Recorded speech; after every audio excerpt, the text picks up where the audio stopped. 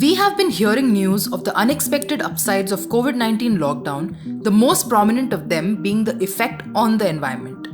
For instance, after a long while, River Yamuna is flowing cleaner at this time of the year. In fact, Raghav Chadda, the vice chairman of the Delhi Jal Board, said that after testing the water of Yamuna River at many places in Delhi, we have come to know that the water quality has improved. The Yamuna, often called Delhi's lifeline, is the longest tributary of the Ganga in India. It winds its way through 4 states covering a total length of 1,376 kilometers. However, this lifeline is gasping for its own life. An improvement in the water quality of the 22-kilometer stretch along the national capital is a distant dream, thanks to over 20 drains that pour untreated sewage and other waste into the river.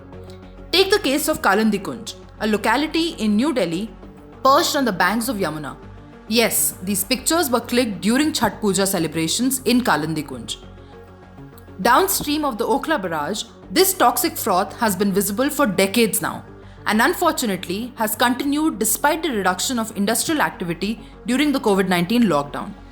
To find out why, we spoke to P.K. Mishra, chemical engineer and professor at IIT Bhubaneswar, who ran some tests on Ganga's water. Another thing, the overall calculation or reporting has been done based upon the potential impact of closure of industry and improved air quality.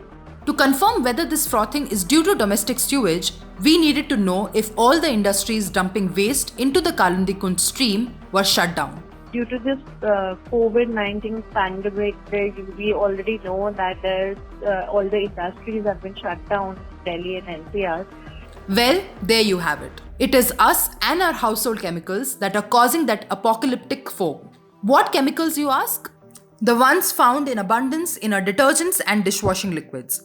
In November 2019, the Central Pollution Control Board submitted a report which stated that 90% of domestic wastewater in the city flowing into the Yamuna has a high content of detergent and laundry chemicals.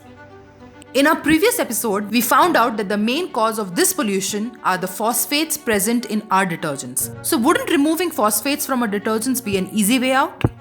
Not really. Imagine that a glass of water is the most amazing party in town, and every molecule of water in it is attracted to the other equally. The molecules at the surface, however, are the edge of the party. They don't have any molecules above them to hang out with, so they hold on tight to the molecules at their sides. The result? Surface tension. Guess what?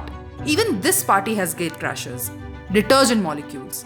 They are party people too, but they are not like water molecules.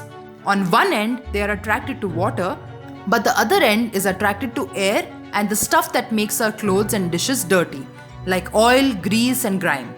So when we put detergent in water, the ends of the detergent molecules that are attracted to water latch on right away. The other ends stick straight up in the air, pulling those dirty stains from our dishes and clothes. What about the detergent molecules trapped underneath water molecules?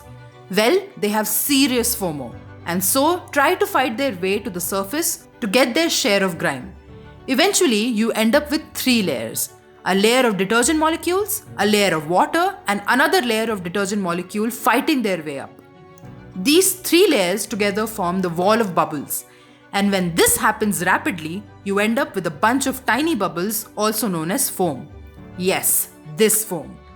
And phosphates make it happen. So should we ban them completely? Hold on. Phosphates are not always culprits. A naturally occurring combination of elements, phosphorus, hydrogen, and oxygen, phosphates are crucial nutrients for plants and animals. Phosphates are also key components in cleaners. They help in maintaining the optimal pH level that enables the detergent to work at its maximum efficiency. In short, the hero of the cleaning industry. But as they say, too much of anything can be a bad thing. Even though phosphates are found everywhere, high concentrations of it can disturb the balance of aquatic environments, causing plants such as algae to grow rapidly. Just like plastic, we need them, but too much of it causes. So what do we do now?